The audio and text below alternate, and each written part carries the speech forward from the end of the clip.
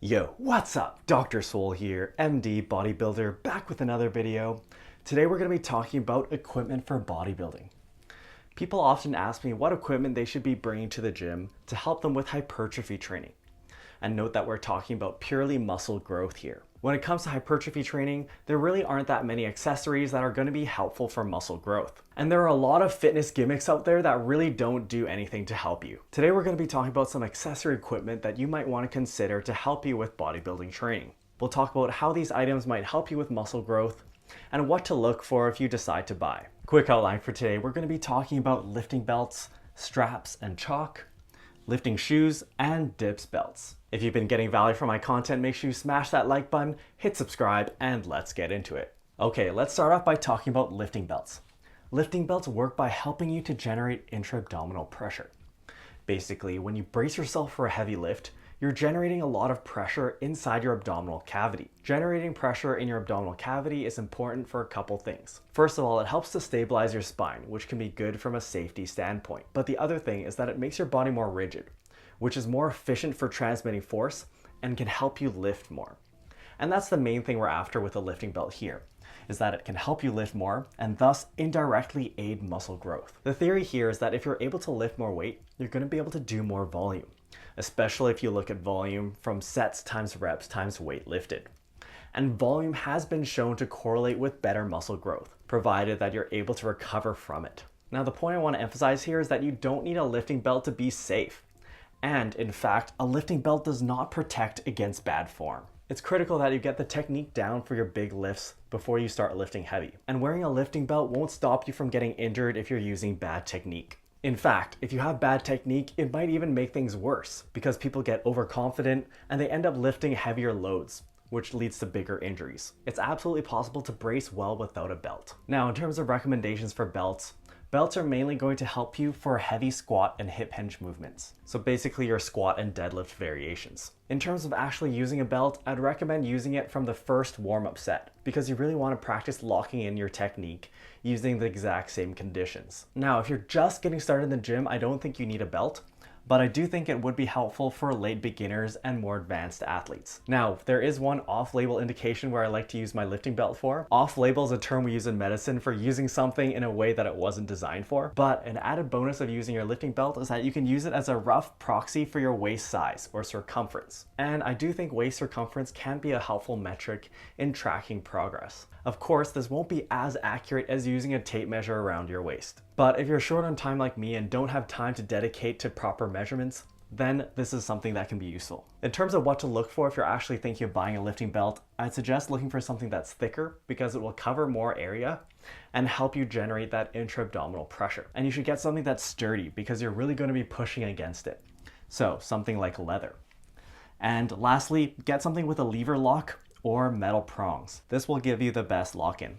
I'd recommend against something like Velcro. Okay, let's move on to talk about straps and chalk. These basically achieve the same thing, and that is to help with your grip. Now, this isn't a problem for beginners, but as you get more advanced, your strength on heavy movements like deadlifts or hip hinge patterns, or even heavy back movements will outstrip your grip strength. You might find the weight slipping out of your hands as your set goes on, or you might just have to drop the weight because your grip gives out. Now, this is a problem for bodybuilding because if your grip gives out first, it means that your grip is the limiting factor of the movement and the target muscle is not being challenged. We really want to be getting into about 0 to 4 reps in reserve, and as you know, I currently recommend training to about 1 to 2 reps in reserve. So if your grip gives out before 4 reps in reserve, you might not be getting optimal hypertrophy. So in general, your grip should not be a limiting factor in your bodybuilding movements. All right, now in terms of my recommendations for straps and chalk, I would say that they are helpful for late beginner plus. The first movements to go are going to be your big heavy hip hinges, like deadlifts. And later on, other lighter variations and even heavy back movements might require straps or chalk. Now in terms of specifics of actually using straps, I'd recommend that you only use it when necessary. That is, if your grip isn't limiting you, then don't use them. And in terms of your warm-up sets, I would only use them later on in your warm-up when you actually need them. Now you can train your grip separately if desired. So if you really want a stronger grip, I'd recommend training it separately at the end of your workout so that it doesn't interfere with your hypertrophy training. Lastly, in terms of what to look for, I'd recommend just going for whatever is comfortable and cheap. There's really nothing special here in terms of straps. And in terms of chalk, one tip is that you can go to an outdoor sports store and buy climbing chalk. It usually comes in big blocks and is really cheap. There is liquid chalk as well. So if your gym doesn't allow you to clap up storms of chalk, you can use liquid chalk or just use straps. Now, another off-label use for straps. This isn't what they were designed for, but you can use your straps to loop around a bar and use them for front squats. This is for anyone out there who doesn't have the mobility to get into position. Let's move on to talk about lifting shoes. Lifting shoes help you in a few ways. First of all, they produce a more stable surface and lock your feet in. And stability can help you transmit force. Next, lifting shoes have a raised heel, and this can allow you to get deeper squats if your ankle range of motion is limiting. Plus, this may give you a mechanical advantage, which we won't delve into here. These factors can come together to help you lift more, which, as we talked about, is indirectly helpful for hypertrophy. Now, in terms of my recommendations for using lifting shoes, I'd say that these are nice to have. In terms of how to use them, I'd recommend using them for heavy squats. A raised heel will not help you for deadlifts. You can get dedicated deadlift shoes, but I think you'll do fine with these just barefoot. Now, in terms of what to look for if you're gonna buy some lifting shoes, you should be looking for something with a stiff sole. Having a lot of soft cushioning would make you unstable and less efficient for transmitting force. It might even be a little bit unsafe if you're lifting heavy loads. So I'd suggest not wearing runners that have a lot of soft cushioning. The other thing you wanna look for is lock-in. So you want a shoe that fits nicely and gives you a locked in feeling. This again will help with the stability and force transmission. I wouldn't worry too much about the height of the heel for bodybuilding purposes. If your ankle mobility is limiting you, just keep squatting and the range of motion will come. All right, last gym accessory we're gonna talk about are dips belts.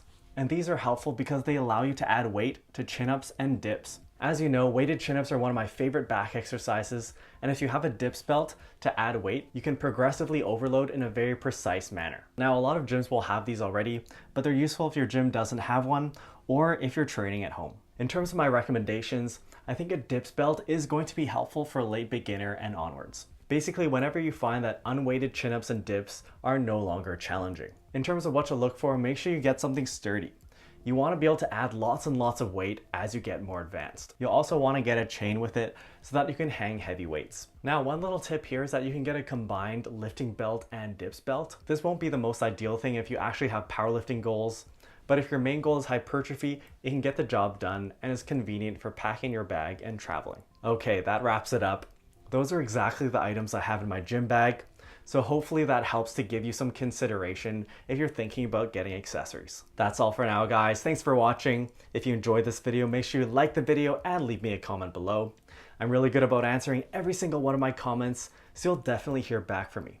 In particular, are there any pieces of gym equipment that I didn't mention that you think are useful? Let me know. If you really want to get stronger in your big lifts, check out these videos, which will give you some pointers in terms of strength development. If you want to take your knowledge to the next level, check out my affiliate link for mass in the description below. Make sure you subscribe to the channel, and we'll see you next time.